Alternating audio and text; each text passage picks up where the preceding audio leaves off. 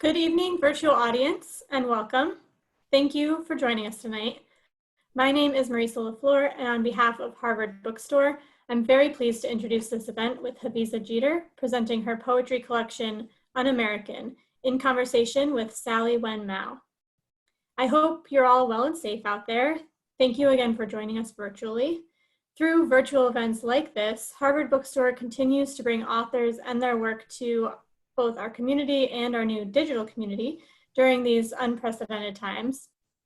Every week we'll be hosting events here on our Zoom account. And as always, you can find our event schedule on our website at harvard.com/events. And there you can also sign up for our email newsletter and browse our bookshelves right from your home. This evening's discussion will conclude with some time for your questions. So if you do have a question for either of our speakers at any time during the talk tonight, click on the Q&A button at the bottom of your screen, and we'll get through as many of those questions as time allows. In the chat, I'll be posting a link to purchase our featured book, UnAmerican, at harvard.com, as well as a link to donate in support of this series and our store.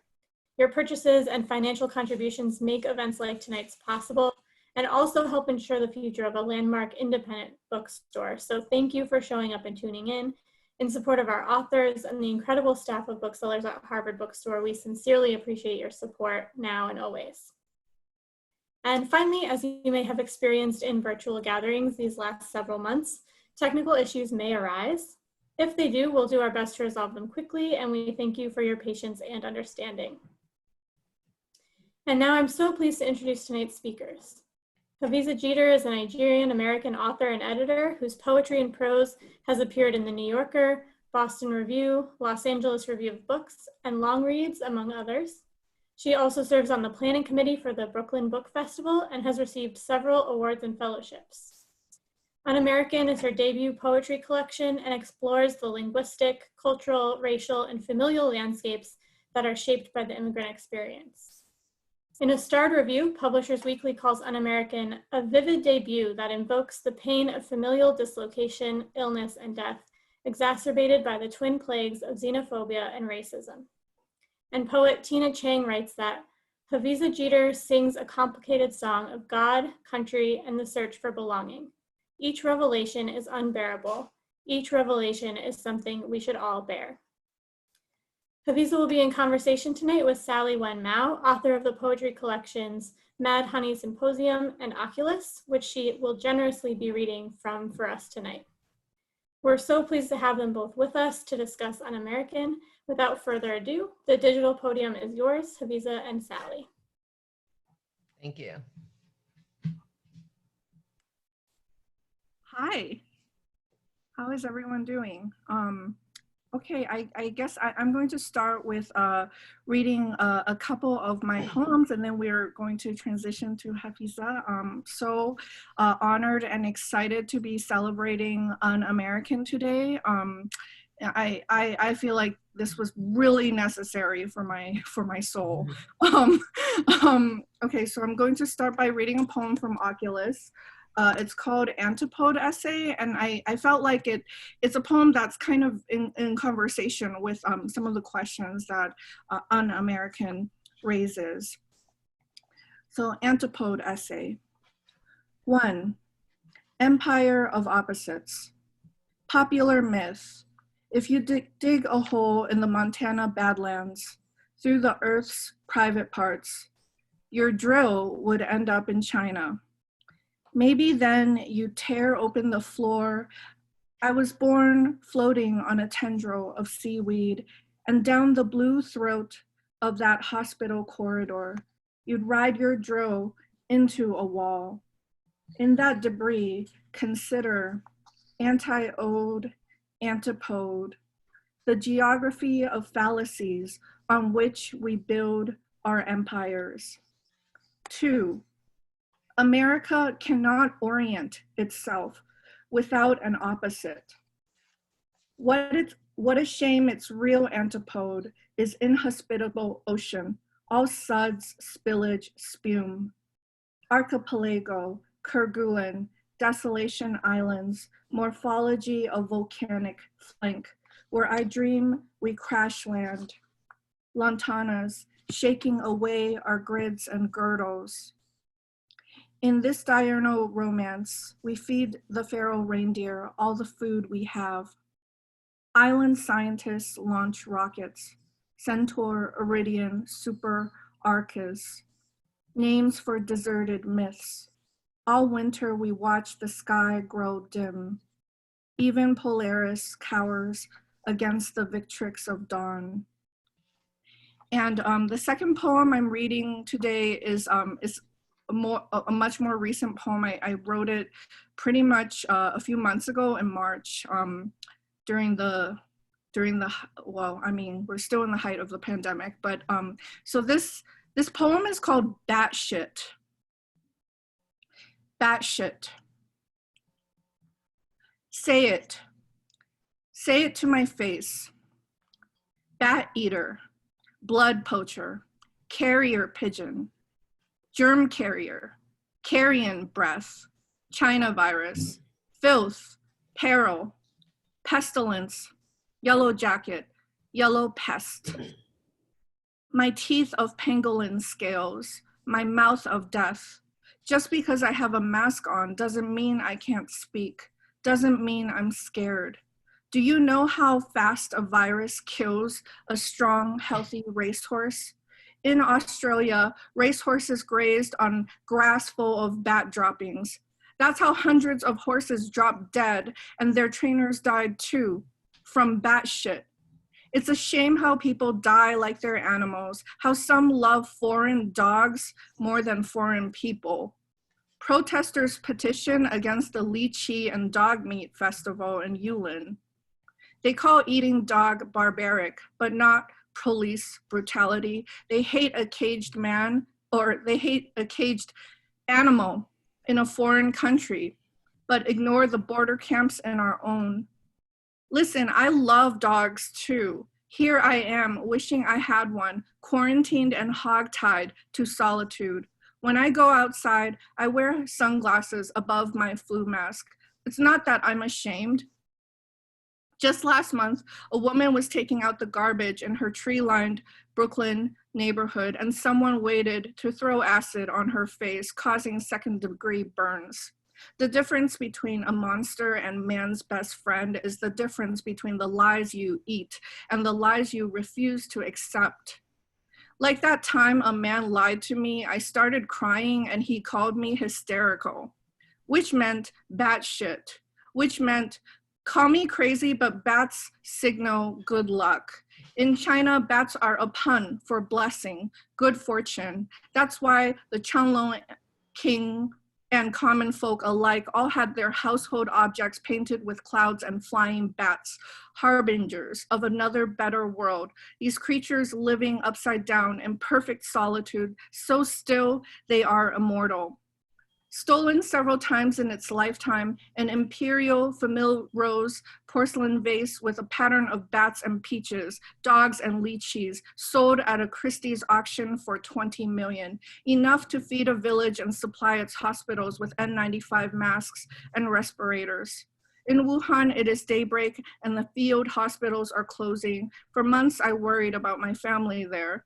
A city too far away to raise alarm here in my home. Come April, some batshit people protest, shelter in peace. How worthless our bodies are to them, piling up in hallways and homes. In America, bats are a portent of death. In the parks under the sun, they swarm in broad daylight. Vampire bats do not eat pollen or fruit. They have heat sensors near their nose that smell the warmth of a racing heart. A single colony can drain 25 cows of blood. When you can't sleep, they hover near your pulse. Hold your breath. Turn on the lamp. Bathed in light, their wings flutter like heartbeats soon gone. Thank you.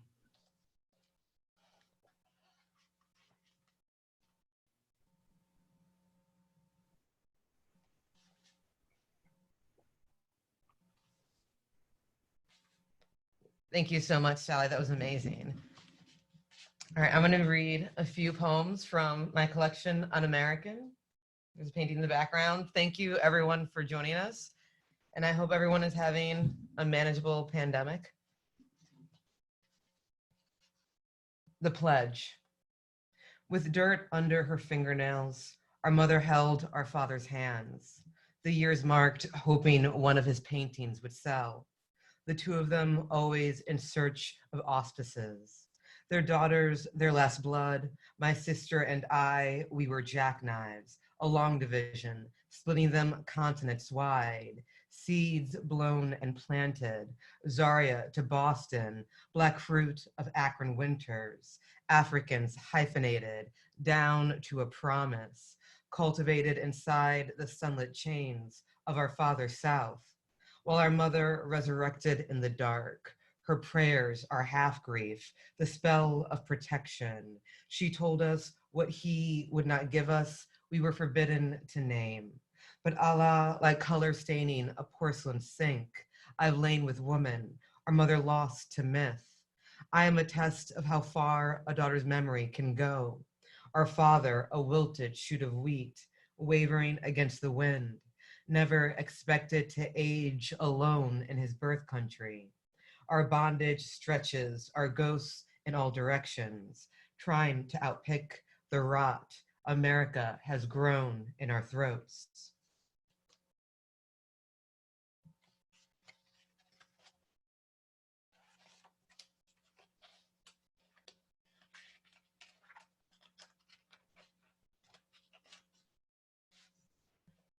Testimony for Sandra Bland. After the miscarriage, she moved to Waller County, wearing the ghost of motherhood and wanting to make old wounds foreign. In my bedroom, I read aloud the list of her contusions, watched an officer drag her from her car over and over again, as if the humiliations would never be done. There were typos in her autopsy report, the words, no signs of struggle. I thought, her body is my body, is a church set fire, is a toil that makes a land, is a jail cell, light as a paper bag, the sound my father makes when, after so many years, he says my mother's name. 28, they split her open, where slaves grew cotton at the banks of the Brazos, and the students at Prairie View A&M can barely vote, and laid her bare, a coroner's wishbone carved in her chest. In Waller County, they still segregate their cemeteries, name some murders suicide. They fire their police chief, vote him sheriff.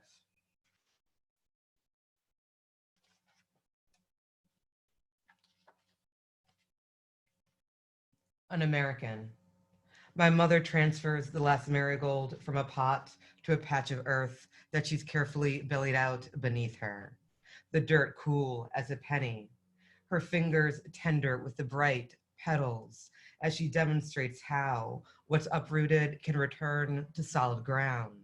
Her colonial English, helpless against her native tongue's prayers.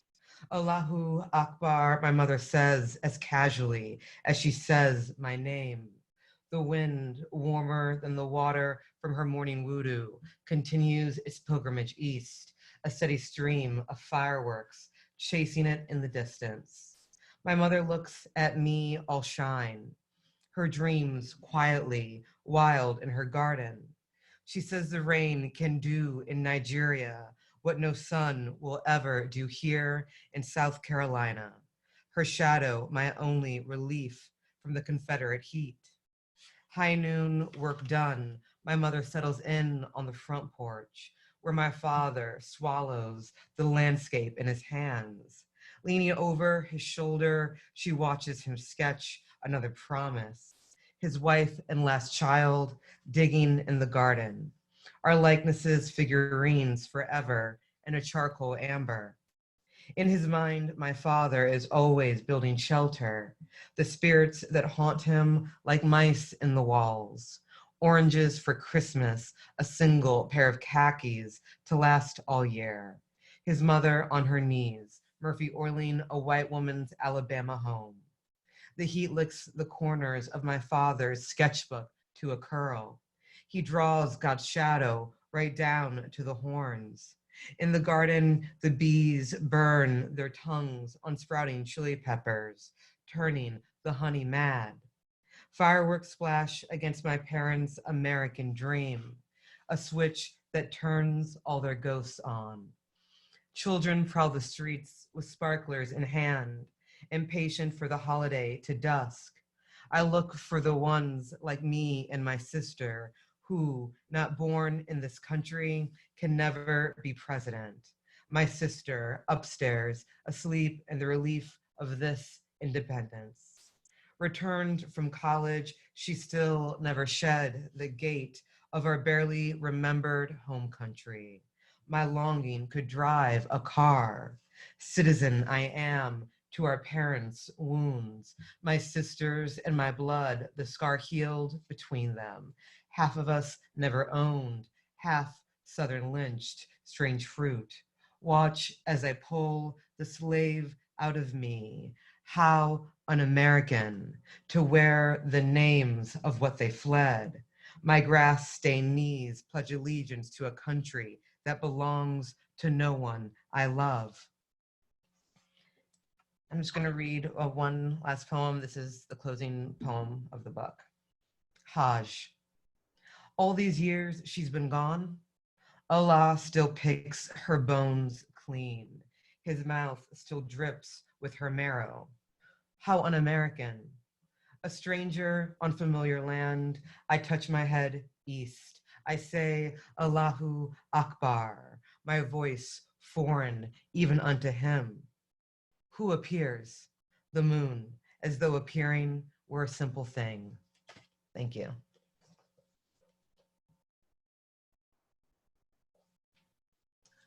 Thank you so much, Hafizah. I just love this book. And I congratulations on it. I just really want to take this moment to celebrate it. And I'll go ahead and start asking you questions. Yeah, let's do it.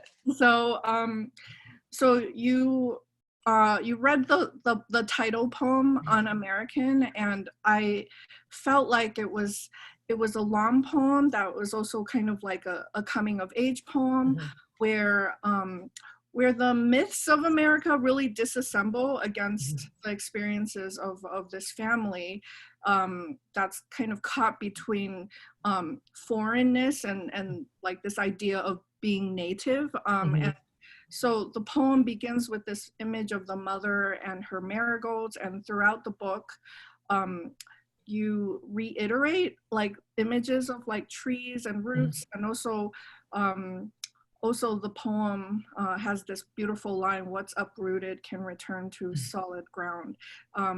So my first question would be, like, can you speak about how you came upon the tropes of this book, and also how you decided to title it Un-American? Yeah, in terms of like the tropes of the book, I think they found themselves essentially by the way of what is American life for anyone who is not white. And, you know, this poem was like the second to last poem I wrote for the book. And like The Pledge, which is the opening poem that I read, that was the very last poem I wrote for the book. And, you know, I decided that the book was going to be called Un-American before I wrote that poem. But, you know, I guess the way I thought of it is that, you know, I was talking to my friend who's a poet, Camille Rankin, about this. You know, she's a Jamaican poet, and we just kind of laughed that whenever our parents said the word American, they were never talking about us. They were talking about white people, and it was always about these Americans, you know what I mean? So they never pretended to fall into the lie of the propaganda that like, that we were ever going to be welcome into this country. And, you know, one of the reasons I wanted, you know, to have the cover I did, my father's a painter, and this is a painting he did of my mother when we lived in Nigeria, of her 9 months pregnant with my sister. And, you know, I think the one thing I like about this as the cover is that in this one snapshot is a family portrait, but it's also America's nightmare. A pregnant Black, African, and Muslim woman coming to this country with 2 babies, right? You know, we like citizens by my father's bloodline, right? So what in this type of environment, our citizenship, like half of this country might consider a loophole, you know?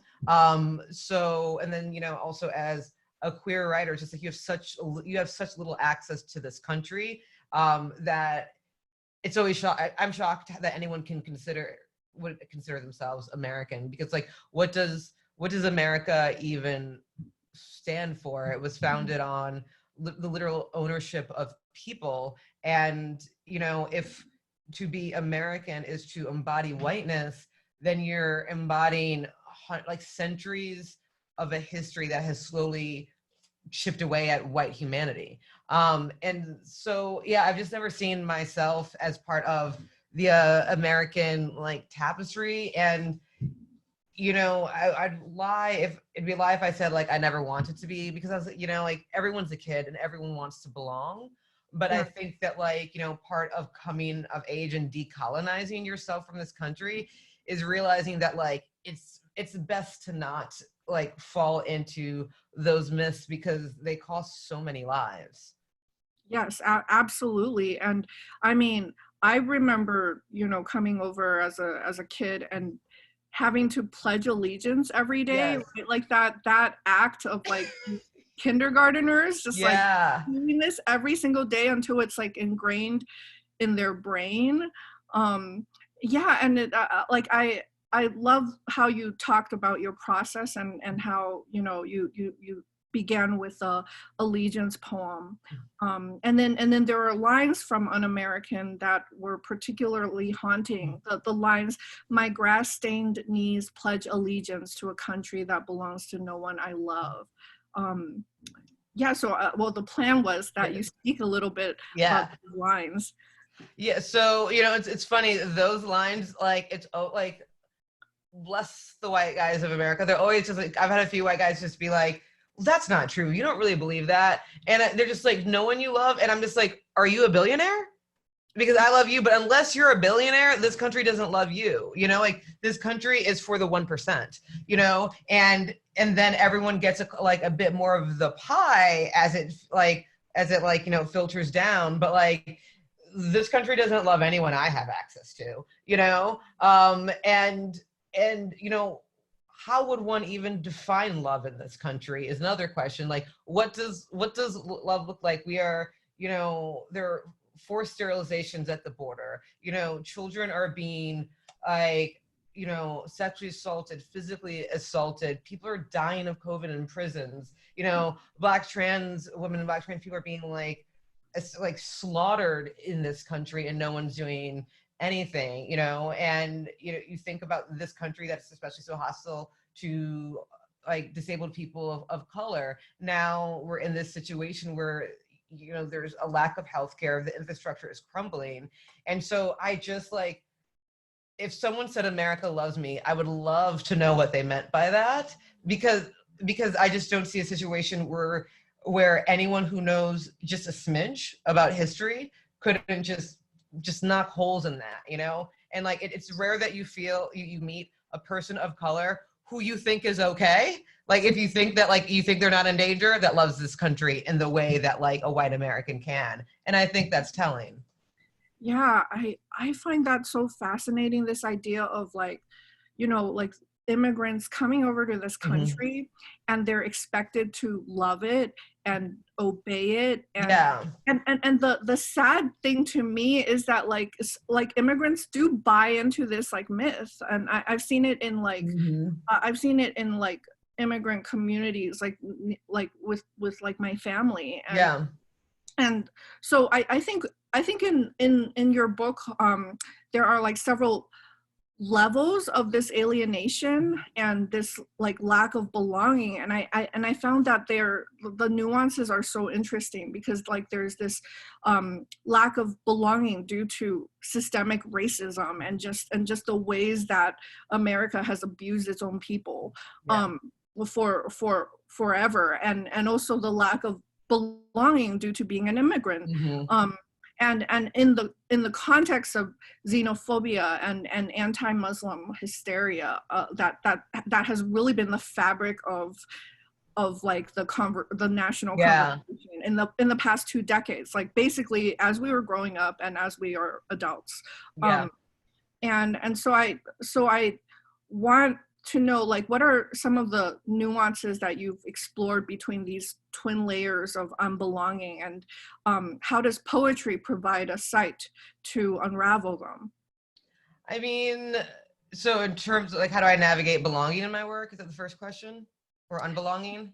Yeah. So, well, how do you like navigate the differences between these two different types of non-belonging that Yeah. can exist within one experience or Yeah. one person, right? Yeah, I mean, like, I think that, like, I have even more than two, I'm a woman, I'm queer, I'm Black, like, I have a name that's not American, and, I'm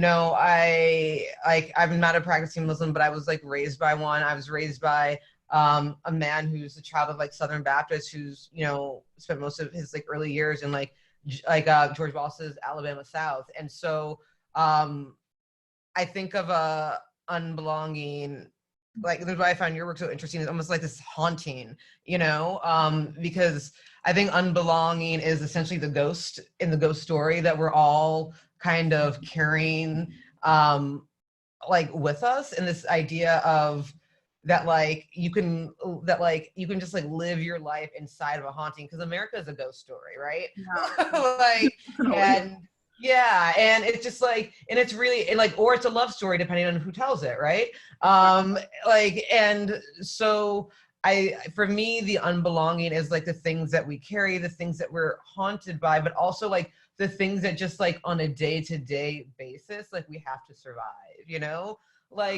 who would believe us if we literally put down just a week of what it took to be a woman of color? No one would actually believe. They would people would just be like, oh, you're exaggerating, and it wouldn't even be and we already know we won't believe, so it's not even worth the energy, and so you're kind of, because they're bigger fights to have, other than getting someone to believe that this is just happening every day. You're stuck in this, you're literally situated in alienation to get the other work done, because you can't worry about the day-to-day belief, because look at this country, it's on fire. California is literally on fire. And so, it's kind of like you're born into that site. It's like you're born into this this gap that America is. So that's, I think, how I think of unbelonging. And then you build a life out of that, which is just why people of color are the only people that are going to save this country or this world, because we have been essentially forced to the edges of capitalism. Yeah. And we've exist and thrive and taken care of each other anyway, which shows that there's something possible beyond capitalism, which makes us dangerous, because we are the existence of that possibility. And so, I think that of belonging and unbelonging as of that tension of what haunts this country. And then what was the second part? The second question was about how poetry provides a site to kind of unravel that. So you and I were talking before this, before we went live, we're both working on prose projects, and I just finished, I just wrapped up my first nonfiction project and all those words, but but I definitely think of poetry as my parent language, and so it's essentially the language that taught me how to think, taught me how to talk, taught me how to feel. But I think that the thing I love so deeply about poetry is the line break. I think that line breaks are their own separate language, and that there's so much that can be done sentence wise, and the way a line break can essentially just force the reader to turn their head for a second. A line break can create the ghost, right? Because it thinks it's saying something, that it says the opposite as you continue.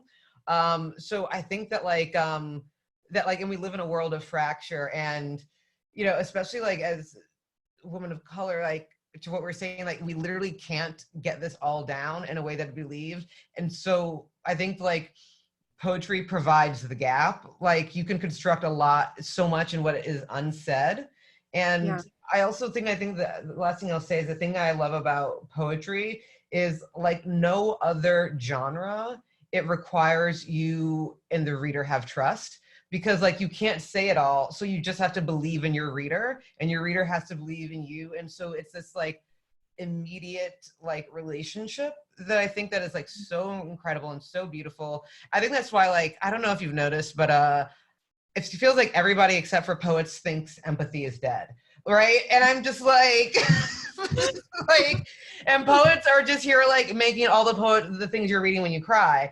And it just like, but it's, for me, that's just an unfathomable statement that poetry, that like empathy is dead, because essentially we're saying that like white people have fucked up the word and now we have to kill it. I'm just like, no, just tell white people to go away from that word. Because it's like, anytime I'm like, you know, you think about like whenever you go home or go to like a community, even if you don't know people, like just because like shit's hard, like you show up for each other. And I think that like, you know, obviously like, you know, we're not like communities of color on a monolith, but like we show up for each other. And I think that like that's because like our humanity hasn't been like chipped away by years of oppressing other people. So I think like empathy is like, and that's what I love about poetry, is that like it preserves all that empathy. Oh my God, I just got chills.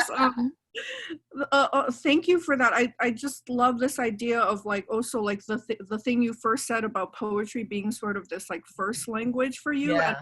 And it like, to me, it also serves as like this alternative language, Yes. like language of what's possible, rather than like the language of reality, which is like Yeah. so, like violent and bureaucratic and untrue. The language of reality is also untrue. Exactly. And I think one of the like the really important tropes in your book is about the loss of your mother's language.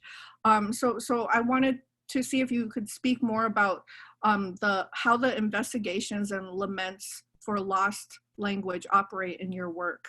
Yeah. So like my mother was Nigerian, and so for those that don't know, like in Nigeria's official language is English, like a lot of African countries. But like, you know, her home language, her birth language is Hausa, which is like one of the main languages in Nigeria.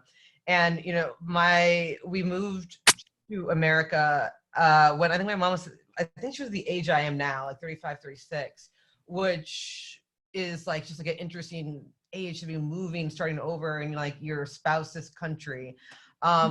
But because of that, you know, these were the calling card years, you know? So like, you're always just like pulling up to the gas station while mom's running in to go get like $1 billion worth of calling cards. And so for us, like a lot of, and like my mom, when we moved here, she just stopped, like many immigrants who stopped speaking the language to us. But she was like always on the phone with someone in Nigeria. And so in one way, it's this like, it's this language I don't have access to, but I was literally steeped in.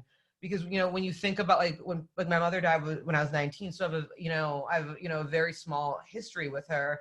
But even of that history, at least half of what I remember of my mother is in a language I don't understand. And even when I dream about her, sometimes it's in a language I don't understand. And so in our house, because she was the only one who spoke her own language, it was her immediate privacy curtain, you know? And then she's speaking this language 50% of the time that we are together, you know?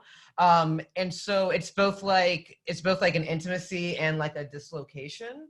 In this like weird way, because like there was just like inflections that she used when she was on the phone that she would never use in English. And so you knew that there was like that was where her main life was, you know, in this way.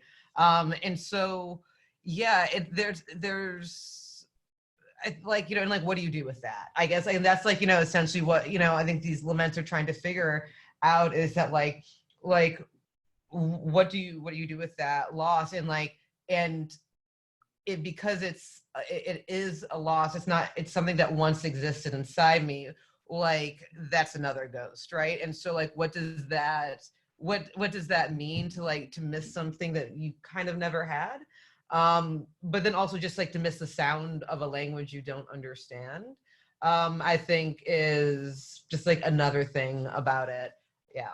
Yes. Oh my gosh. I know exactly what that ghost is, because, you know, like pretty much most of my family speaks a dialect that I can't really understand. It's like a very, Yeah. like country dialect Yeah. I don't understand anything that anyone says during family dinner. Yeah. And then it has the effect of like your aunties are just like, this American child you made. You know what I mean? Exactly. And so it's a double alienation. You're just And like, also, it's not my fault. This is literally not my fault. I was a baby. Yeah. and as a result, you know, even as a 30-something-year-old, it's like Yeah. you're still like a child to them. Yeah. Because you don't have the language. Exactly. Yeah. And then just like we all know that like, you know, so many other languages are so much more, they're so more emotive than English. And so like even getting shafted with this like weak tea language that is so wildly racist, you know? Yeah. Like, so you're also trapped in like your colonizer's language. So just like, there's no winning. Oh my gosh. I really want to get to this question because you read the poem so beautifully. So I was totally blown away by the testimony sequence in your book, which are poems for and dedicated to Sandra Bland, Eric Garner, Tamir Rice, and Michael Brown. Yeah. And I mean, in light of all the police terror and horror that continues to plague America, and in light of the failures of justice we see in the decision regarding Breonna Taylor, I find that these poems unravel something like very essential, which is that the subjective experiences and perspectives of those Black people that we have lost to police violence have literally been lost because they've been robbed. And then what I've noticed is that immediately after there are all these accounts of their lives, right? Yeah. Written by journalists, written by like people who are in like lawyers, legal speech, right? And all of these accounts of their lives are like horribly written, like passive language.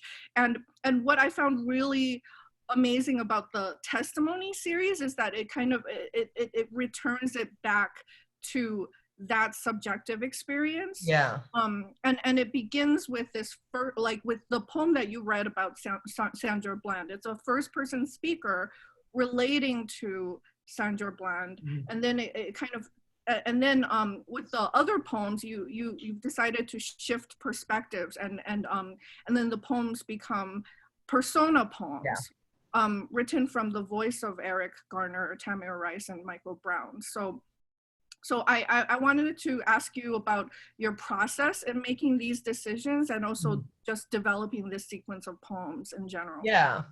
Well, you know, I think, well, one, because I am like, you know, the child of, on one end, like Black deep Southerners, we believe the dead speak, right? And so the dead have their own language, and very often the dead use the living as like their mediums, right? So I think like that's like part of it. But I also think that like the idea of testimony is an interesting word.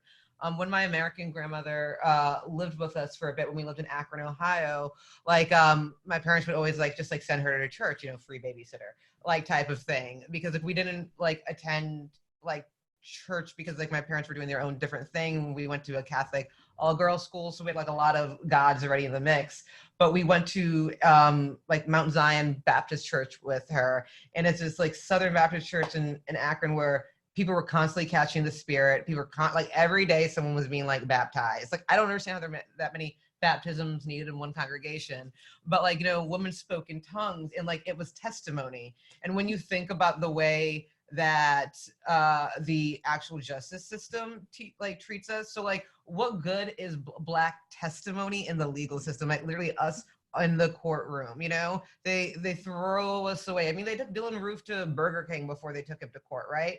Like, and so this idea that like this type of testimony is what we've got, you know, but the problem is like that they dismiss the power of that testimony, like they being the state, as though the state has ever been the first one to step up and give anyone justice, right? Like the real testimony comes from outside the court system, and real justice and real accountability always comes from the people first. And then the law and the system catches up. So I was thinking about like the duality of testimony in that way. And, you know, at first the Sandra Bland poem like was written in like persona poem too. And then like, sometimes you just have like a good poet asked you the right question. Like Catherine Barnett, who wrote the book, read it and was just like, who is this for? Because she already knows all these things. I'm just like, that's a good point. And because like this was the Sandra Bland poem was the hardest poem to write, because I think that like that was the one I was closest to as like a Black woman, and because she was just like driving to work, like she was like, you know, everyone's like not doing like no one in these situations is doing anything, you know, to get this like, but it was this moment that you just see yourself in. And there's like the argument of like, they say that she committed suicide, but like in a country like this, can a Black person ever really commit suicide, you know? And regardless, they don't understand that like if she wouldn't have been pulled over in that bullshit stop, like her life, she would still be here. It'd be a different situation. Like they literally hijacked her timeline, you know, like that's murder. You know, there's so many ways like the state can kill you, you know, as we all know. And so when like, you know, I took out, because like I didn't know how to talk about like the indignity of what she had been through in the first person, because like it's really hard to, you know, anybody who's been discriminated against or like especially experienced racism in a public setting, like it snatches like your dignity and your tongue. And so once like I took a step back and I was reading her autopsy report and there were typos that set me over the edge, that like it's just like couldn't even get a fucking spell check. You know what I mean? And so like the more I kept looking at her from my gaze, the more that I saw there was to see. And so I wanted to be able to speak to the fact that like, you know, there are different, it's like, it's not the same when it's different when it's like not a Black man, you know, there are different things that we're going through, you know, this country is killing Black men left and right, but it's also doing the same to Black women, and it's killing Black trans women at the most astronomical rate, you know? And so it's a question of just like, how do you make room for all these losses? But like, I also wanted them to speak not just of their deaths, but like, you know, but to speak from a place of power, that even though that they were dead, they knew exactly that they were the lifeblood of this country. That's why in like the Michael Brown poem, I have a line that like my blood running a country line break mile between the pavement, like because like our blood runs this country, and you know it's constantly just being spilled into it by the people who protect, you know, the 1% and property. Yeah, I just cannot with the whole property thing. It just Yeah. like, makes my eyes just go to the back of my head, because it's yeah. Yeah, well, I mean, like the thing about it though, like it like if racism wasn't so deadly, you'd almost have to laugh, you know, because like what is happening is white America is seeing who used to be their property destroy the only property that they can legally own, and it's breaking their mind. There's like, wait, we know we don't technically own these people anymore, but is it like our car just like smashed itself through our house? They don't know what's happening because like they still haven't there's like white America is still struggling to take us out of a concept and into people. Yeah. Okay, I think let's why don't we transition to the audience questions? Yeah, let's do it. I see a bunch of audience questions. So awesome. The first one is I love your comment about poetry as your parent language. Can you talk about how you found your way to the language of poetry, of lineation, and your formative poetic influences? Okay, so because like as I mentioned, my father's a visual artist, and so like I was essentially just like raised inside of like art, and I think it's only recently I've realized that my upbringing wasn't normal, because it was so kind of like off the grid of capitalism. I was always just kind of like taught to be a little embarrassed of it, you know, like because like, you know, no one who's like a serious provider is going to be an artist and have a family, right? But yet my father is able to do it. And so, which is to say that like, I just kind of started writing poems in a book, and like, because like my father is an artist, never once was there ever like, what are you doing, or like, go study. Like when I said I'm getting an MFA in poetry, he was just like, awesome. Like not a single warning, not a single prep of this will be hard. So like, that's like, take it or leave it for that. I could have used a couple more like, get ready. But yeah, like it was just like, I just had like straight up encouragement all the way down the line.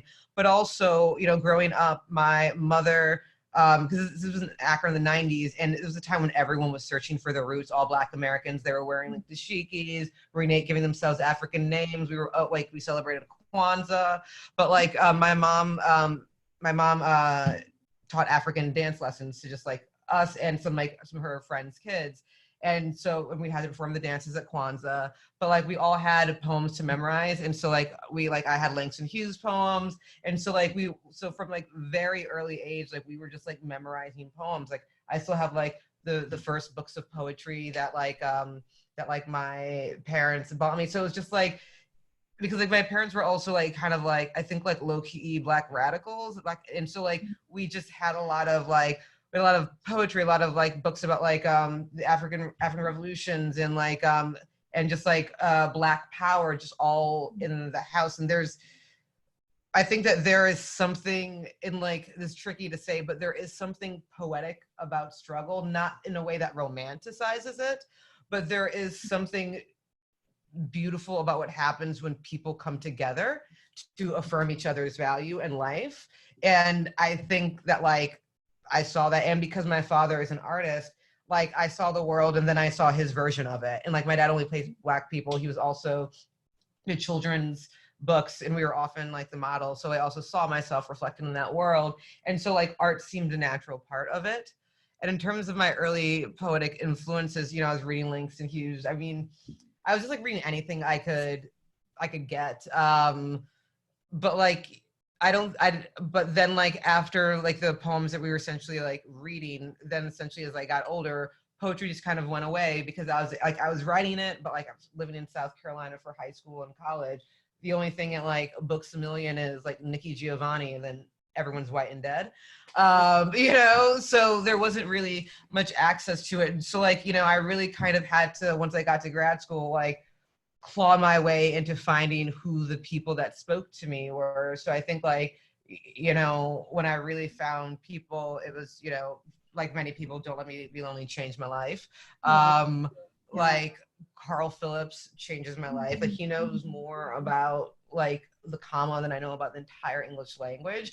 And just like the fact that he can make something just grammatically correct from like 3 pages, it just blows my mind. So yeah, I think I've just been like Jericho Brown's work I love. And yeah, so it was just like whatever I could find, whatever I could pick up. Oh, wow. Yeah, I think that there is this common experience of having to seek out those influences rather than, rather than just like learning them like passively. Yeah. You have to really just like look and dig for them. Yeah, I mean, that was my experience in high school too. I had to go to the library. Luckily, I had no friends, so I just go to the library. And like, and that's why I found like Audre Lorde and like June Jordan and like these like wonderful poets that like shaped me. Like my first Black teacher ever was John Murillo in my MFA. Yeah, my MFA program. John Murillo also visited my MFA. Like, he's the best, right? Yeah, and so like because like bless my grad program, like I enjoyed it, but like they weren't really having that like diverse of a list or cohort. So like I feel like John Murillo literally introduced me to like a lot of the stuff that I know. Oh my gosh, I love that. So here's another question. What's your strategy for writing through difficult times like now? Or if you are facing personal challenges? And this question actually really like is very similar to one of the questions that I had, which is what what do you see as the role of the writer in these horrible and like incredibly difficult times? Yeah. Like for me, like I think like trauma is very real and can be like silencing. You know, I interviewed Jean Valentine once, and she was telling me how she didn't write for 5 years, and like, yeah, my face did that too. Like I was just like, my God, you know, like, but she had like experienced so much trauma that like, but she just like, but eventually she found her way back to it, and she knew she'd always be able to write again. But like, so this is not to like to say that like trauma isn't real, but for me, I've found that like when I can't write, it's just because I'm not reading enough. And so like I'm a JSTOR hound. I think JSTOR is the best thing that's ever existed. It's like, it's the Sky Mall of intellectuals. Like, no, Sky Mall was like proof people cared about each other, because they're just like, you need a kitty litter, but you also need to like disguise it in a plant, you know? And so people were just creating things for each other. And so I mean, I just like love seeing how like different things like intersect. And so, you know, usually if I'm not writing, like I'm reading, and I consider that part of writing. I don't think that writing is like necessarily always just like typing or putting the pen to the page. But I also think, like, to your question of the job as the writer, I think it's the job of any artist. It's just like, it doesn't matter if you're writing, you don't have to be writing now, but you better be paying attention, because just like, because no one's in times like these, no one looks back to be like, well, what did the politicians and the mathematicians say? No offense, like Cory Booker. Like, but you know, they want to know, like, you know, it's the artists who are like, who can actually tell you what happened, who it happened to, and like can really assess the cost. And, you know, I think because we are the ones who have been looking with empathy, this thing that is very real. And so I think like it's our job to pay attention.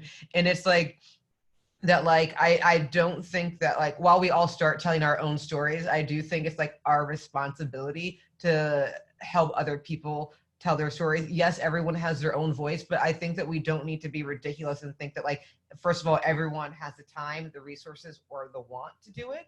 You know, sometimes people want to be like, here's a story of my community and go tell it, you know? And so I think that there are many ways to tell stories. And I think that we all have to find a way to tell a story that matters now, because like, if you're just talking about nonsense right now, I'm just like, never had a place for language poetry in my heart, sorry. And like, it's definitely not going to start now, because like, it's a luxury to just play with language when your literally lives are burning down. And so yeah, I think like we have to make sure, because we can't count on our politicians, we cannot count on our journalists, sorry journalists. Yeah, so sorry. I think that like literally between artists and writers, we're going to be the only way anyone knows what actually happened. Yeah, that reminds me of the James Baldwin speech, the artist's struggle for integrity, Yeah. where he says like that exact thing, you know, at the end of the day, it's not the politicians, it's not the, you know, journalists, it's the poets. He literally said poets. Yeah, so let's see, we have time for one more question, I guess. I kind of want to end on like a positive question. So the question is, so Marie Claire recently called your book by saying fans of Watchmen, Moonlight, or Nina Simone will also love Un-American. So I guess since you've talked about your poetic inspirations, I want you to talk about your cultural inspirations for the book. Yeah, well, I mean, I mainly just watch police procedurals. I mean, like, that's like 98% of my cultural life. I've actually started my next nonfiction book about police procedurals in the American imagination. I just like love them. I think they're like, it's a really interesting take on what white people think the world is like, you know? And it's just like so fascinating, because like there's an episode of Law and Order where a fake Paula Deen like shoots a fake Trayvon Martin, and it's just like, this is so deeply offensive, and this is what you think the story is. But I love that. Like, I loved The Watchmen. I love things that like are mimetic to the way we live. I don't think that anyone can live in memoir alone. White people try all the time to be like, it's just personal, there's no history here. cool, like not a thing. And so really things that like I think speak to that, like in terms of music, I think I'm one of those people that like I essentially like stopped listening to new music after college. And so, but I mean, I'm still like deeply influenced by like the music I was listening to as a kid. And I think that that my generation is one of like the rare generations in which, you know, I think it's why I was so sad when like Whitney Houston died, because like we were the generation that listened to the same music as our parents for a lot of it, you know, like we were all listening to Motown, we all had these people that we could share, you know, and I don't know like what kids like have in common with their parents.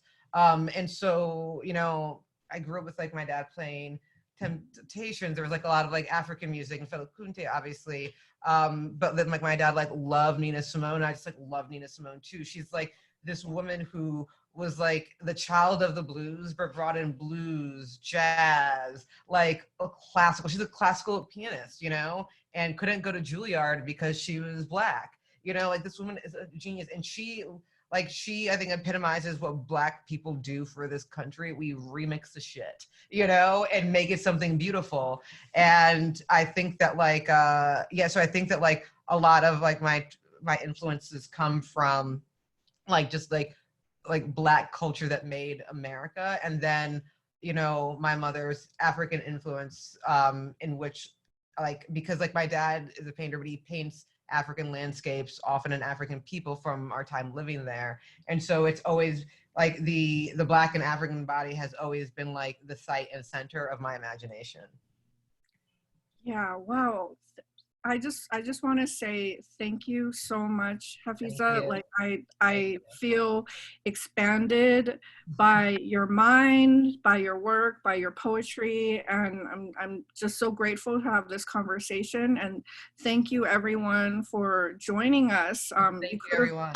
You could have been doing anything with your Friday night during a pandemic, but you chose to hold this space with us, and I really appreciate that. Thank you. Thank you, Harvard Bookstore. And yeah, like I'm celebrating your book. Thank you, Sally. And I'm still celebrating yours too. Oh, thank you. And yes, I again, very grateful. Thank you. Yeah. Thank you once again to both of you for being here tonight. That was a really great conversation. And thank you to everyone else, as Sally said, for being here this evening and spending your Friday night with us. Like I said before, you can learn more about UnAmerican and Oculus at the links I posted in the chat. And on behalf of Harvard Bookstore, I just want to say from Cambridge, Massachusetts, have a good night, keep reading, and be well. Thank you. Thank you.